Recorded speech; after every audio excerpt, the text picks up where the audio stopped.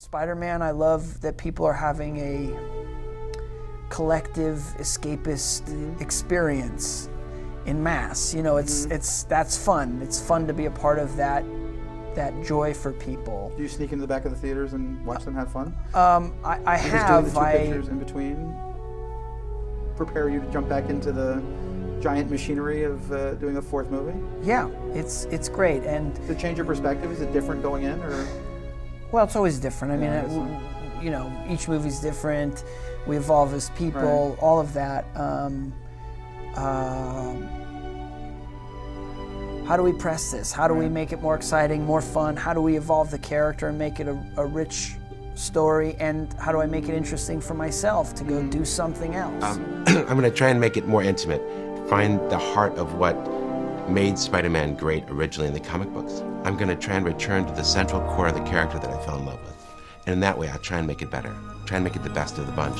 Yesterday, Sony Pictures dropped a bomb on the film fan community, announcing that arguably the most successful film franchise in the history of the comic book genre has indeed come to an end. Spider-Man 4 has been canceled, and with it comes the end of the Sam Raimi Spider-Man era.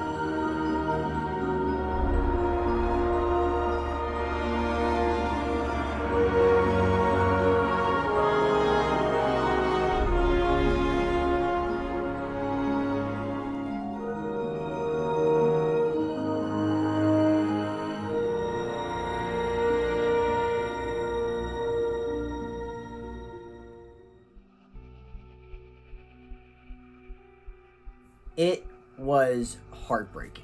I don't want to sound hyperbolic, and I definitely don't want to over-exaggerate, but being told at 10 years old that your favorite film franchise of all time came to an immediate stop with little to no warning was definitely heartbreaking. There actually was a reason behind Spider-Man 4 being canceled, and no, contrary to what many may say, it was not because Spider-Man 3 was so bad they ended up canceling it and having to reboot the entire franchise from the ground up. No. Spider-Man 3 at that point in time was the highest grossing Spider-Man movie, and up until Far From Home it had remained at that position for years. So no, I don't think Sony or anybody else was looking to cancel the fourth installment to their highest grossing film franchise, all because a couple people didn't like the way they handled Venom.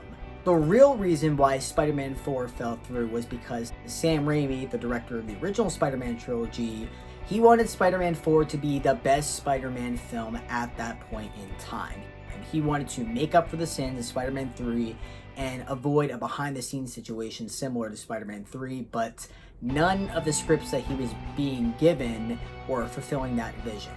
So instead of wasting his time on the project and wasting Sony's time and resources making the project, he respectfully bowed out, and whatever elements were in those scripts for Spider-Man 4 were instead retrofitted for a brand new franchise reboot that had a whole new cast and characters to boot.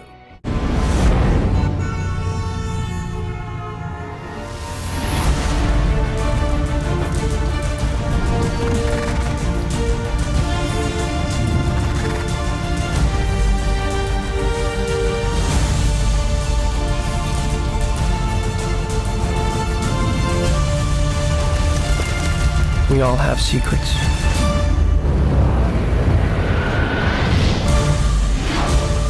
The ones we keep. And the ones that are kept from us.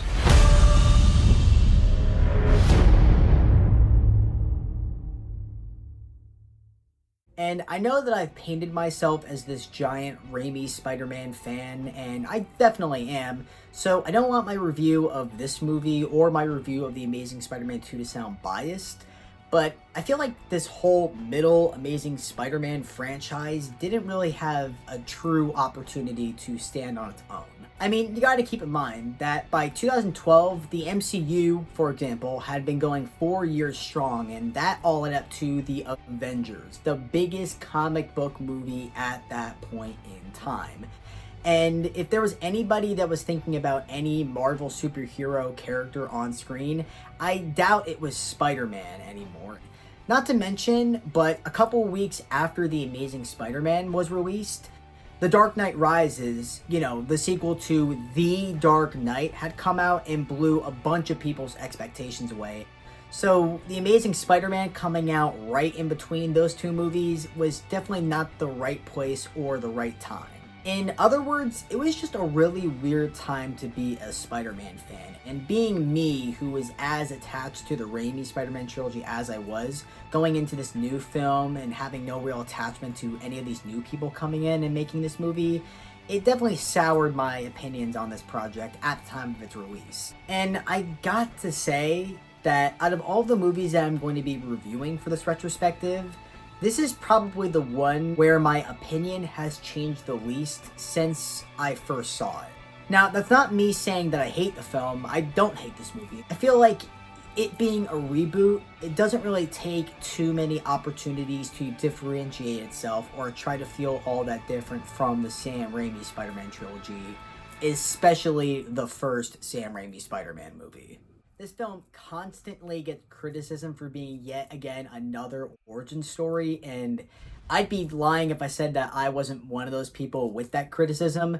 I mean, you gotta understand that it had been under a decade since the first Sam Raimi Spider-Man movie had come out and already explored that same origin story. Not to mention that Spider-Man is one of the most popular characters of all time. Everybody and their mother already knows his origin story. So having this film come out and have another tell at the origin story just seemed extremely unnecessary. And I feel it could have been done properly had they focused on other elements of the origin story that hadn't been explored before. And they do that with the whole untold story angle dealing with his parents, but it absolutely goes nowhere in this movie. It is truly an untold story because they forget to tell the rest of the story. And where it goes in the second Amazing Spider-Man movie, well, I'll touch on that when we actually talk about The Amazing Spider-Man 2, but where it actually goes in that movie, to say the least, is extremely underwhelming.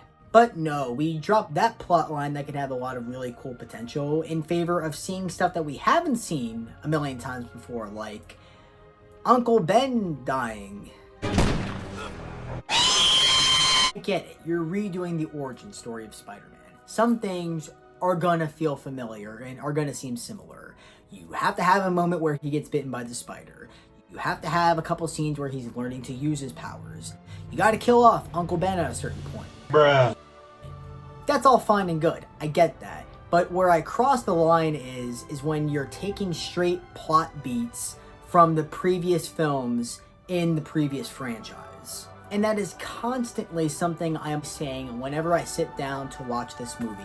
And that is something that I especially say whenever I see the villain in this movie, who is yet again another guy who works at Oscorp, who is a mentor figure to Peter Parker because they both share a love of science, who is corrupted because he's working on a project at Oscorp and the higher-ups tell him to rush the project forward. And because he rushes the project forward, it causes him to take this serum that makes him go crazy. Fuck it, they're both green. The Lizard is just the fucking Green Goblin again. I think there's plenty of stuff in here that is different and unique to this specific franchise. I really appreciate the aesthetic and tone of this movie compared to the Sam Raimi Spider-Man film. Here, it's a lot more realistic and down to earth, whereas in those films, it was more comical, goofy, and comic booky. But I absolutely love the dynamic that Peter in this movie has with Kirk Connors, as well as Captain Stacy. I mean, you gotta keep in mind that Peter throughout this movie is trying to look for what happened to his parents, and in turn is trying to look for a parental figure, and him believing that he found that in Kirk Connors, but then Kirk Connors becoming corrupted by the Lizard Serum, only to have Peter find that father figure in Captain Stacy, his girlfriend's dad, who did not take a liking to him earlier in the film, is a really great arc for Peter Parker in this story. And even I'll admit that this film does something better here than I think they did in the Raimi Spider-Man trilogy, or hell, even the MCU Spider-Man franchise, and that's the relationship between Peter and Gwen. Take away the fact that Andrew Garfield and Emma Stone were actually dating at the time, and you can really tell in the scenes between them in this movie.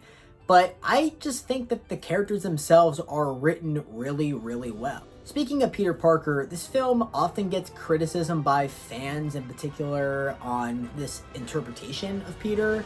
People will say that, oh, he's too cool to actually be Peter Parker. Andrew Garfield is too good looking to be Peter Parker. Why does he skateboard? That's stupid. Peter Parker wouldn't do that. And I never understood any of that criticism, or I think this interpretation fits the aesthetic that Mark Webb and company are trying to go with. And I think Andrew Garfield is great in the role. He's extremely passionate to play both Spider-Man and Peter Parker, and if the rumors are true, he's one of the many things that I'm looking forward to going into seeing Spider-Man No Way Home. And although it may be extremely hard for me to admit, and extremely embarrassing for me to admit, but I liked this version of the character so much at a certain point in time that maybe from like 8th grade to the freshman year of high school, I actually tried to dress up and mimic the style and aesthetic and maybe even some of the mannerisms of this version of Peter Parker. That's how much I liked and enjoyed this version of Peter Parker and Andrew Garfield's performance. So if I'm ever overpraising the Raimi Spider-Man trilogy over all the other versions of Spider-Man, just use that bit of info as blackmail for me to shut the fuck up, because it pretty much works almost all the goddamn time. And I can't help but admit that yes, while I have plenty of problems with this movie and its similarity to previous Spider-Man films, I still feel that this was a solid effort going in the direction of rebooting the Spider-Man franchise. I don't think it was as solid as a start as the first Sam Raimi Spider-Man film, but I do feel that if they just took the elements that were really good here and really made this franchise different and continued that in a much better written sequel, I think this franchise would have been in really great hands. So I think that's the question on everyone's mind right now. Did The Amazing Spider-Man 2 deliver on exactly that?